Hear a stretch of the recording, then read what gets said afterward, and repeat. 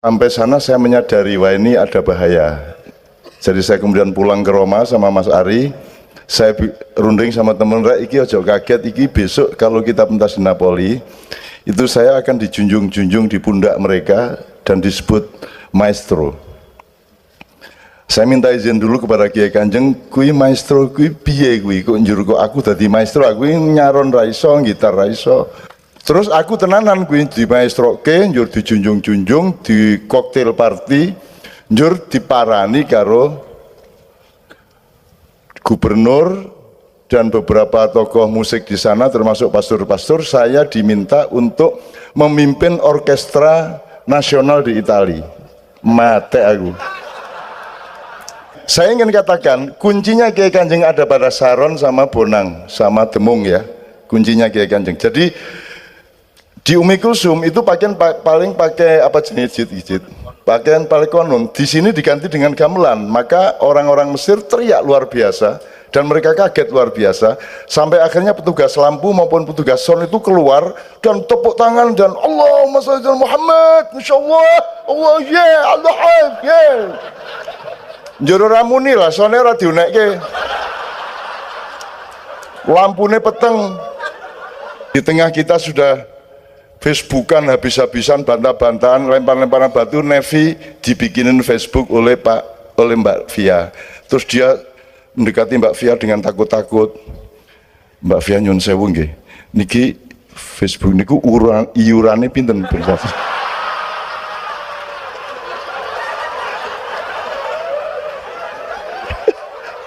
Dia coba gue kaya ngono jenius musik gitu. Tes.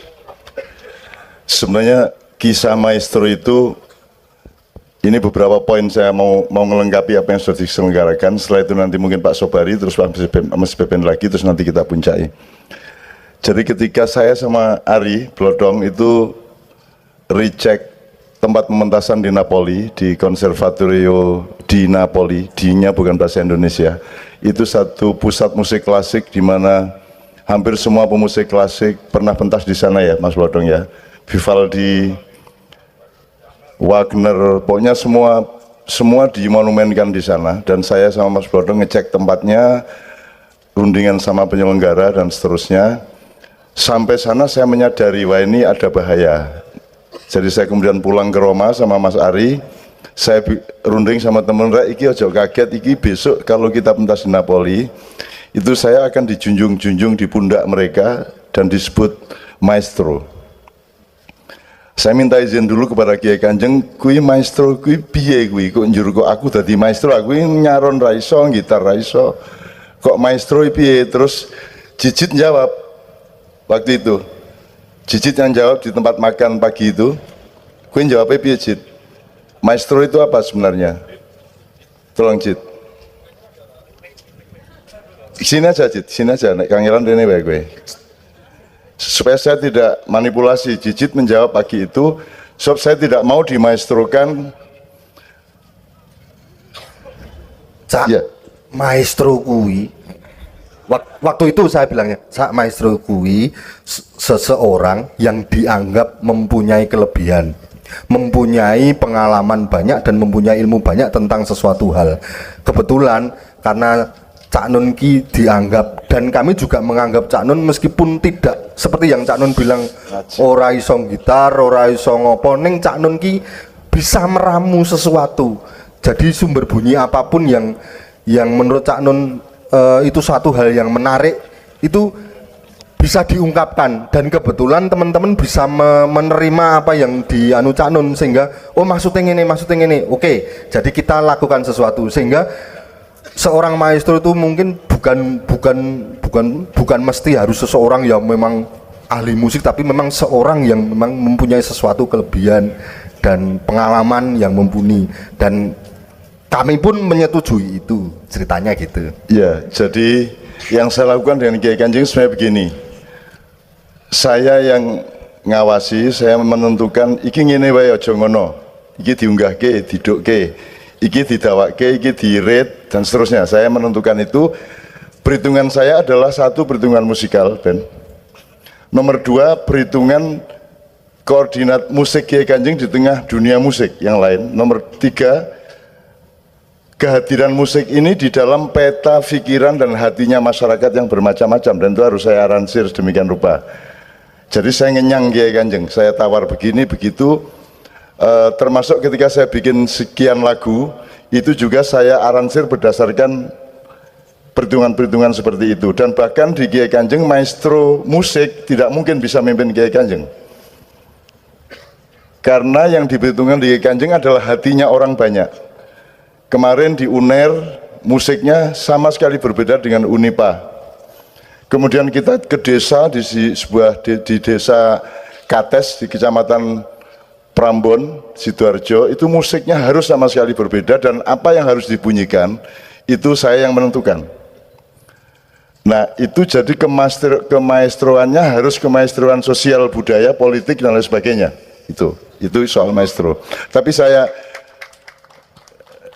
terus aku tenanan kuwi di maestroke, njur dijunjung-junjung, di cocktail party, njur diparani karo gubernur dan beberapa tokoh musik di sana, termasuk pastor-pastor. Saya diminta untuk memimpin orkestra nasional di Itali. Mate aku, bongko aku. Dipikir saya ngerti, padahal saya nggak ngerti. Saya itu ngertinya ya apa yang di hadapan saya lakukan gitu dok. Jadi saya alhamdulillah itu tidak terjadi, karena setelah itu sibuk dengan kematian Paus Johannes Paulus II. Oke, itu yang pertama. Gini dok, saya mau melengkapi gini. Workshop kita dengan Kiai Kanjeng mestinya juga sampai ke detail Mas Beben. Jadi misalnya gini, kalau ngomong Ummu Kulsum, orang Mesir sendiri tidak pernah menyangka bahwa dinamika, kalau Anda gini, Ummu Kulsum itu tidak hanya seorang penyanyi, karena dia sebenarnya yang diikuti oleh musik, bukan dia dikasih aransemen terus dia ngikutin musik, enggak. Dia di tengah jalan, dia begitu kreatifnya sehingga musiknya yang mengabdi kepada dia. Jadi berapa per berapanya akhirnya Ummu Kulsum yang menentukan. Nah, itu klop sama Nevi. Jadi kalau latihan itu kita harus siap-siap menengahi pertengkaran antara Nevi sama Blodong terutama. Itu sudah pasti itu, karena Nevi orang mudeng gue watone ngene karo nek sudah gini dia sudah seperti anak kecil, terus engko selali kini dicopot tur karo mangan telo kayak ngono kae.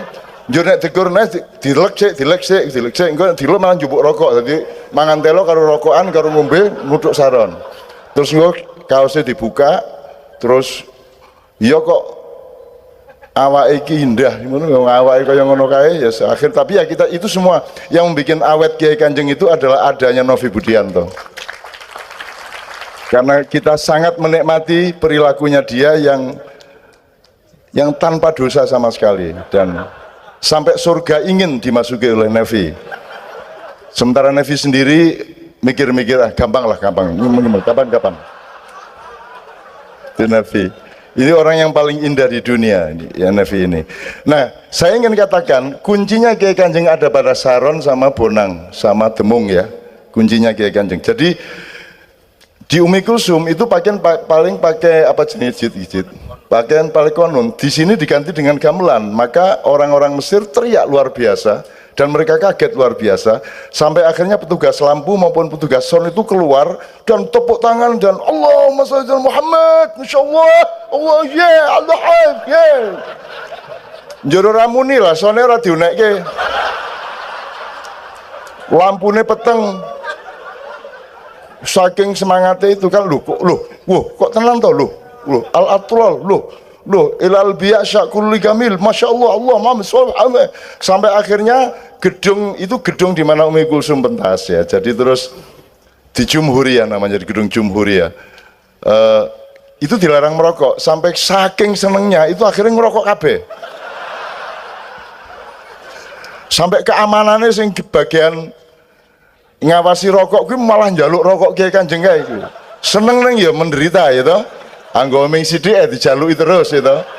Itu Kiai Kanjeng. Nah, konon dan gambus itu diganti oleh Demung, Saron dan Bonang. Itu kan bagi mereka luar biasa. mengagetkan sehingga kita jam session sama grupnya Umi Kulsum itu mereka nggak bisa ngikutin karena kita sudah lama mengikuti Umi Kulsum, mereka tidak mungkin ngikutin Kiai Kanjeng. Jadi sing jenenge Yasir Muawatin jajal-jajal pas jam session gini dung sampai entek musiknya sing ngerungok ngene iki ya ora dadi gitu.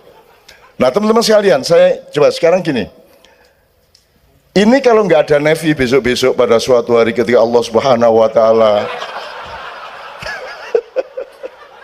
ya, ini kita agak kerepotan, kita harus bekerja kolektif karena 90% pencipta notasi Saron ini itu Nevi, dan hanya jiwanya Nevi yang bisa seperti itu. Jadi guru istrinya Nevi itu guru SLB ya, SLBC, sekolah luar biasa golongan yang C, yang paling terbelakang. Akhirnya kita paham, oh pantas bojone Chan siswa SLBC gitu ya. Pantas hanya seorang guru SLB yang bisa meladeni suami seperti Nevi gitu. Kita paham setelah mengetahui istrinya adalah guru SLBC itu tadi, karena memang perilakunya ya di tengah kita sudah Facebookan habis-habisan, bantah-bantahan, lempar-lemparan batu, Nevi dibikinin Facebook oleh Mbak Via. Terus dia mendekati Mbak Via dengan takut-takut. Mbak Via nyun sewu nggih, niki Facebook niku iurane pinten berarti.